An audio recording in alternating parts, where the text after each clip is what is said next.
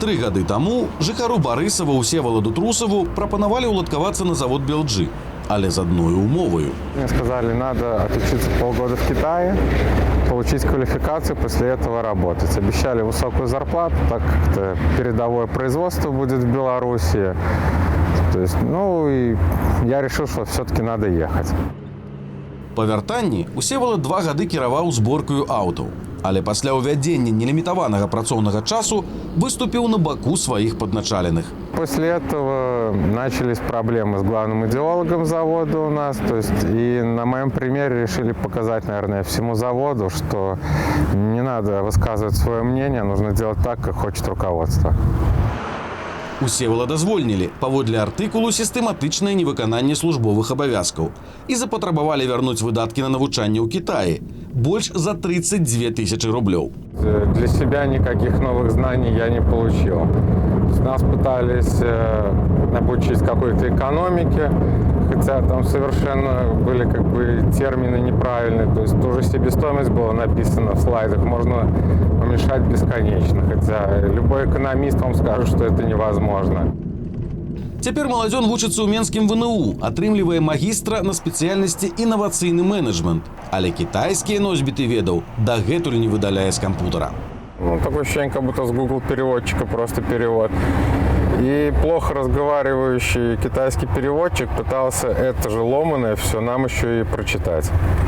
То есть, в итоге получалась такая каша, что ничего не понятно. То есть хочешь, додумывай, если можешь. Хочешь, сиди, просто делай вид, что понимаешь. З гэткаю падачаю тэорыі беларускія навучэнцы імкнуліся пахутчэй трапіць прынамсі на вытворчасць. Чтобы хотя бы начать работать на конвейере, ушел месяц, чтобы добиться. Потому что когда мы пришли в цех, нам сказали, либо занимайтесь своими делами, сидите, либо ходите рядом с конвейером, но ни к чему не притрагивайтесь, на конвейер не заходите. То есть нам пришлось даже писать письма на белорусскому руководству, они прилетали и разбирались с этим вопросом. Будучыя майстры «Белджи» атрымлівалі стыпендыю – $15 на дзень. Але якім жа чынам за паўгода набегла амаль $16 000? Вам эту информацию никто не предоставит. Эта информация сугубо конфиденциальная между сотрудником и заводом. Як фармавалася сума выдаткаў на адукацыю, Усевалад пацікавіўся і ў судзе.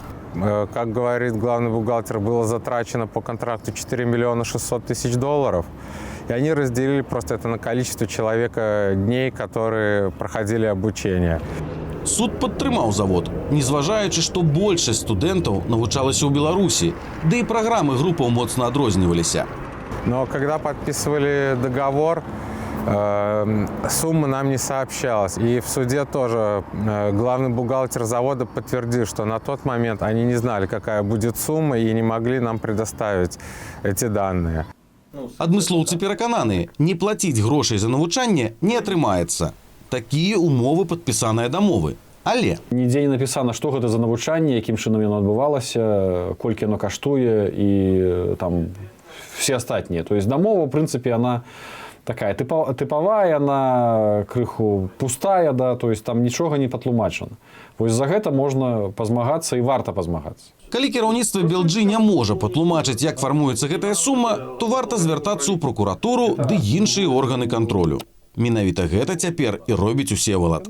Хочу, чтобы это дошло до верха, даже до президента, чтобы он разобрался на этом заводе совсем, чтобы было не как в коровнике, в который он приезжал, где грязные коровы были, чтобы это было чистое, хорошее предприятие, чтобы там были кадры, которые должны продвигать этот завод.